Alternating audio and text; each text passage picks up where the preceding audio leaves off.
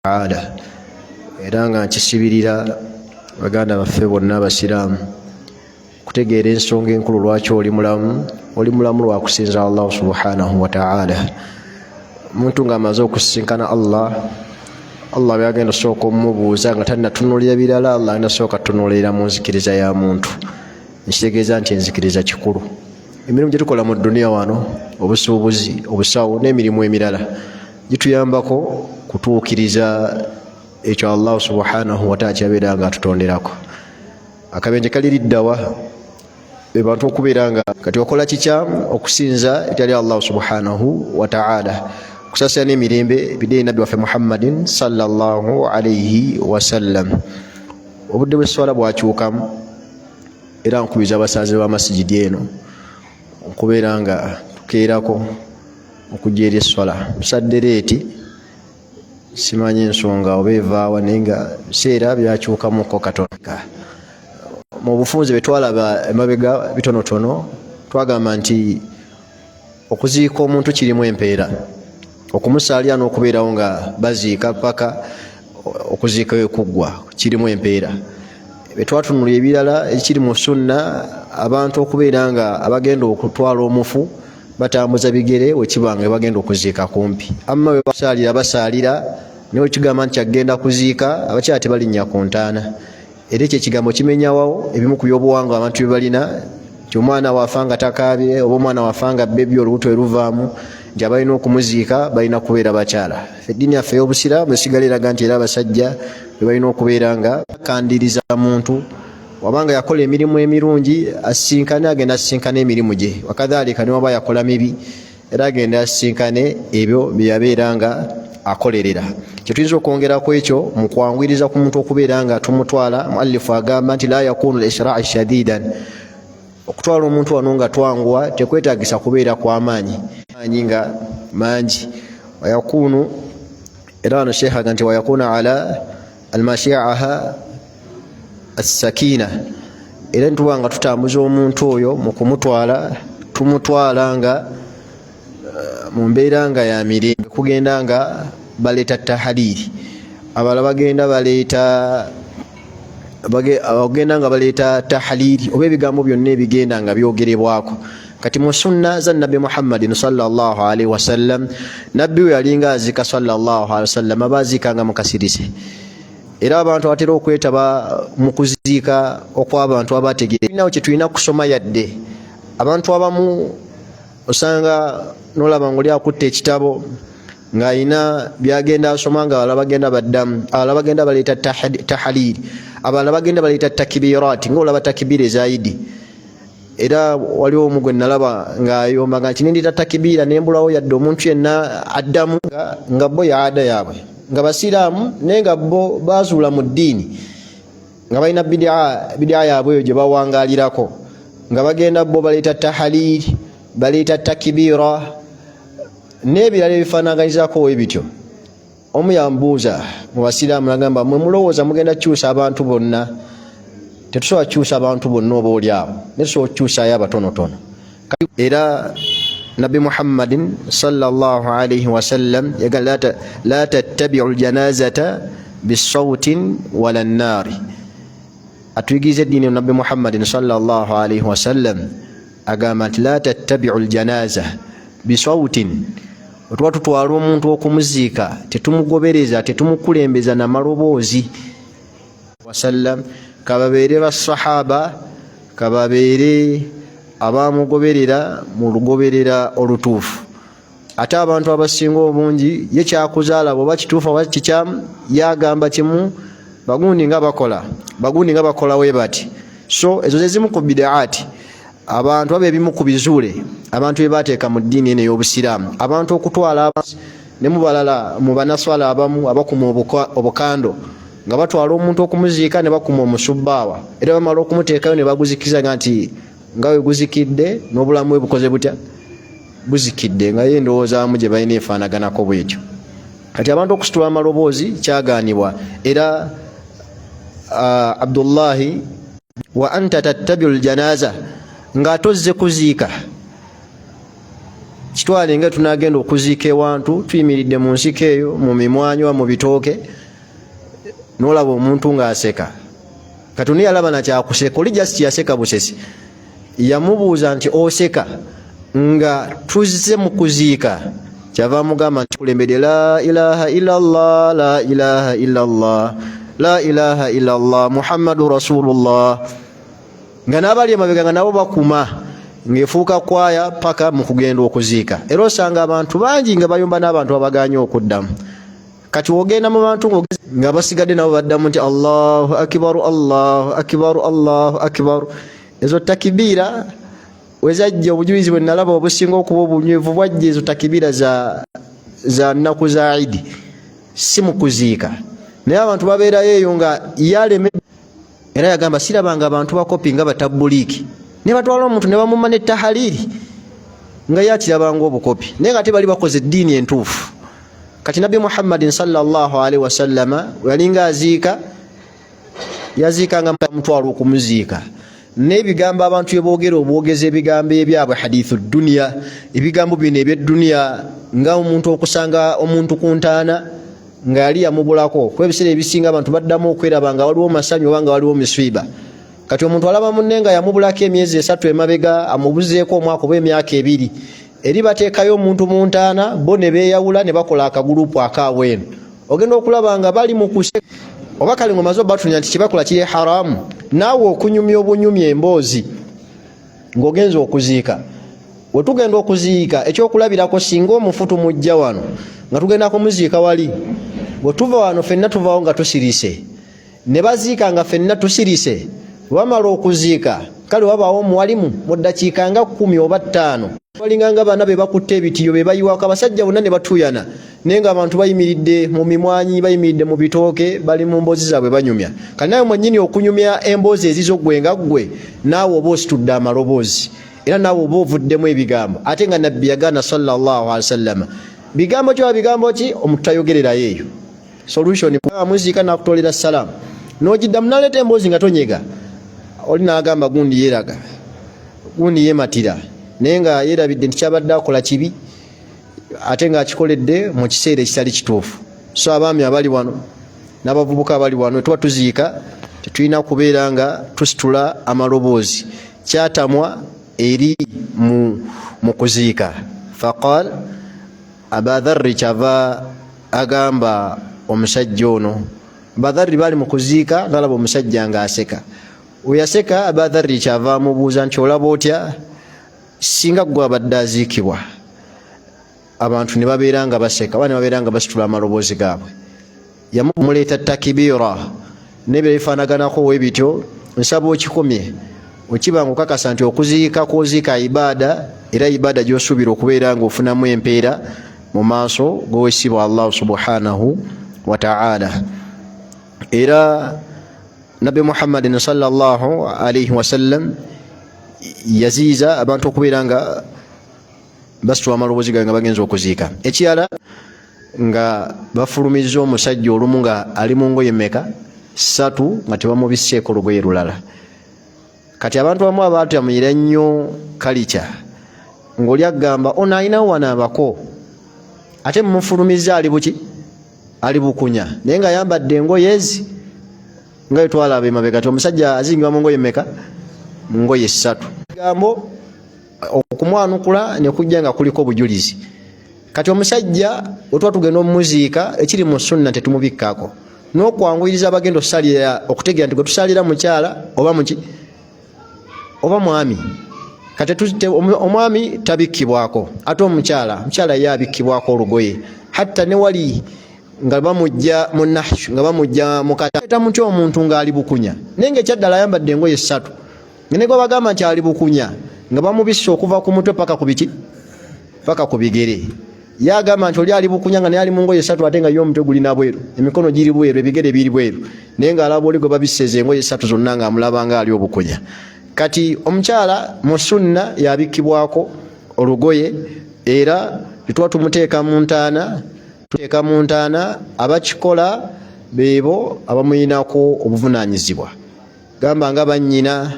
batabani be bakitaabe oba ntegereka kye ngamba abasigadde bagamba nti bagati bannaye gundi ne gundi bagenda okukka mu ntaana tokkaayo nga toyinaayo mulimu. Oyo mukyala wabanga takuzira kukola ki kuwasa. Man yanzila almayiti fi qabli, kiri mu sunna eri abo basse mu ntaana abagenda okuteekayo omuntu okusoma ebigambo bino wammanga. Bigambo ki? Bismillah wa ala millati rasulillah. Basooka kwogera linnya lya waasiibwa Allah nti bismillah nawa ne baza Muhammadin sallallahu alayhi wasallam. Ninga gwe bateekayo tobadde ku nkola yani ku nkola ya mwaka Muhammadin sallallahu alayhi wasallam. Kati kiri sunna omuntu tuba tumuteeka mu ntaana ekyo kitwogera liqawli rasulillahi sallallahu alayhi wasallam kulwe bigambo ya nabi Muhammadin sallallahu alayhi wasallam yajja mu hadith yagamba nti idha wada'tum mautakum fil abasatu abana ababiri abasse mu ki abasse mu ntaana si kyomu. Era abasika bagamba akuto omuto kati gwa abasomeddwa ya tuwe dduwa tugende. Era ne bano abateekayo omufu abasomeye eddwa bagisoma mukasirise. Era nabonna Allah wakuwanga chance ng'osse mu ntaana ng'oteekayo omuntu kubonna teri ayogera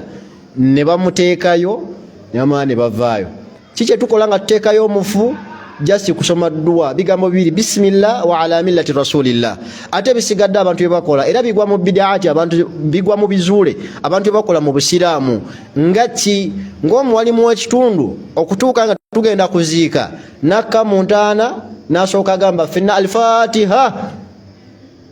wa bismillahir rahmanir rahim alhamdulillahi rabbil alamin kayo wansi bwana Allahu akbar nayazina paka adhani wegwayo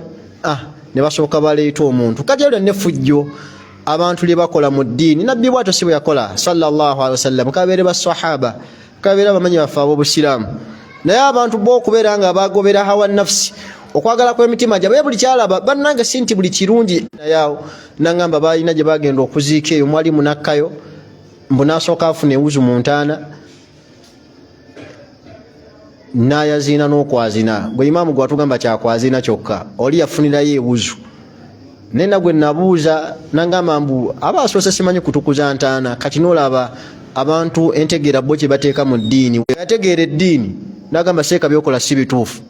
Kati bana batamanyire nga omusajja asoose okusoma al-Fatiha tugenda nakuziika muzeeyi Allah amukendeeza ebibonezo gwe gogamba nti si mutuufu byaliko. Kati bonna amugobyeyo ne bamulaba nga yaliko ekikyamu so nga omwalimu gwe bagobye ate yaliko ekikyamu. Kati wetuba tugenda okuziika byebigambo byokka byetwogera ate byogere okuva ku bigambo byetwogedde emabega.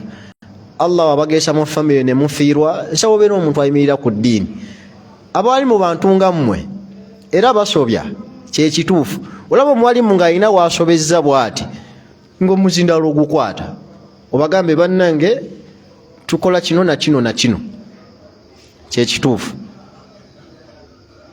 Allah bakuwadde aliri nga omuzindalo wagugyewo dda wagenze naga nti omwana oyo yayonooneka afiriza taata we empeera. Awo tewali mpeera. Babuuza omuzindalo guliriddawa odduke nago. Era nze Allah n'asoosa taata wange okufa nga nkyali mulamu nsaba Allah ampe kumanyi nsigale nga nkyategeera na bulungi. Eryeffujjo olumala okusaala nze mwennyini nga nze tetugenda kusaala eno kuba adhaani bagiyita bakola adhaani kuyita abantu kujja kukola ki kusaala so si kujja kuziika. Ne kati omwalimu amaanyi agajja natuka mu ntaana bwati n'ayaziina n'abasiraamu bano ne babagumiikiriza n'amalayo paka ku la ilaha illa Allah nga mwenna nammwe muyimiridde awo ng'omusajja akola eryeffujjo nagamba al-Fatiha ne muduumira omulundi ogusooka nastakbira al-qiblatun. We tuba tuziika omuntu nga tumuteeka mugundi mu mwanadaani we tuba tumuteekayo tumuteerayo ala jambihi al-yumna tumuteerayo ku saidi ye yaki eya ddyo mutawajjiha ila al-qibla nga atunudde muki atunudde mu kibula. Era ebyokusintu tumuteerayo ku saidi ye ya ddyo tumaliza omuteekayo ku saidi ye ya ddyo ate tumuteekayo nga atunudde muki atunudde mu kibula. Ku lw'ekigambo kya Nabi Muhammadin sallallahu alayhi wasallam yagamba nti yagamba Nabi Muhammadin sallallahu alayhi wasallam oba tuga nti wa yarfa'u al-kabru we tuba tuteeka ettaka mu ntaana tugisitula ala al-ardi okuva wansi wano ku ttaka kadra shibra kigero kyaluki kyaluta oba kyenjuga kitegerekeka nga tutaddeyo omuntu mu ntaana bamukubyeko akadongo si kyatteeka nti ettaka lyebasimye ne balijja mu ntaana kyatteeka okukola ki kulizaako era biraba abantu bangi baziika nawe nga lekerawo kasuka ettaka nagamba lino lyavuddewa si nti nga lonna we lyavuddewo lirina okudda naye abantu babeerayo nga bakambwe bazibu bamugamba lekeraawo ettaka lutaddeko limala ne wabawo n'omulala apima bw'ati nemugamba ekyo kimala kati bo bana abavubuka balina effujjo litutaddeko limala lekagamba lino lyavuddewa si nti lonna nga eryavudderyo eryavuddeyo olina okubeera nga liddizibwayo oba ntegerekese funa adhan inshallah